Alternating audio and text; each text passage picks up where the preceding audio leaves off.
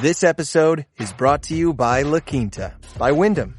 Wherever your work takes you, you know it's going to be a good time because you're staying at La Quinta by Wyndham. They have free breakfast, fully equipped gyms, and free high-speed Wi-Fi to help you take care of any last-minute business or help keep you in the know on all things sports. Tonight, La Quinta. Tomorrow, you triumph. Book your stay today at lq.com.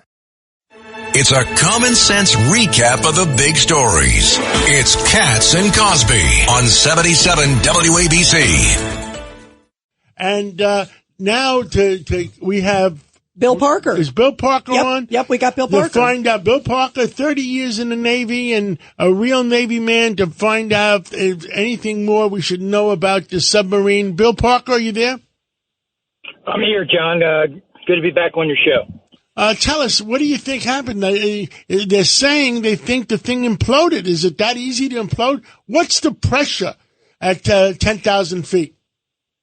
Well, it's so the idea here is that the pressure is 1 atmosphere for every 33 feet. So every 100 feet is about 3 atmospheres. This was down 12,500 feet. So basically, the idea is if you put 5 school buses on every square inch, that's the pressure pushing in on this, and it's a carbon fiber. Therefore, it's not like titanium. Per square inch. Wow. Per square inch. Per square inch. I mean, if it's not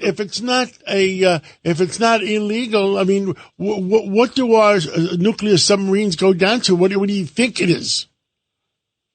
I know what it is. But for this particular thing, if it gets reshaped, and it dove many times before, the shape can change just slightly. So as you go down in depth, it no longer is able to have that perfect sphere, that perfect shape it's supposed to have, and it can fail. And of course, if you have anything, we talked about this yesterday on your show, but if you have any kind of failure of a nut, a bolt, anything like that, it can fail quickly as well. And it had a very old access system to it. Now, let me understand it. So everybody else can understand it. It's like having the weight of 10 school buses on a per square inch of space on that sub. Wow.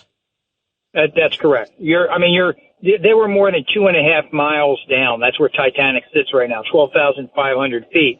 So every mile is 5,280 feet. So it's over 2 miles straight down. That's a lot of pressure on top of whatever's sitting there. Whether or not this failed on the way down or whether it failed when it got to the bottom, as we talked about yesterday, it was probably doing somewhere around, if it was in free fall, about 40 miles per hour as it hit the bottom, assuming they didn't have electricity anymore, so they couldn't do anything with their propulsion. It was a direct impact. And so if it didn't fail before it hit the bottom, it probably did as soon as it hit the bottom. The good news of that, if there is any good news about this, is that the people on board, 2 of whom I've known very well, probably didn't suffer a whole lot because it's about a 4-minute trip from the surface to the bottom. I knew that guy Hamish, and because he had called me and wanted to buy one of our airplanes a few months before that. Sure. Yeah, there's Hamish and one of the members of the Explorers Club, which I'm a fellow at, and Paul Naglia as well. He was the pilot, a very experienced guy. So we know him well. And, of course, Stockton Rush, who was the CEO of the company and made a lot of dives on that particular vessel. These are good people trying to do good things. And did they make mistakes? Probably. Oh, so sad. Thank you, Will Parker. Thank you so much. And we'll catch up with you again real soon. Thank you for the report.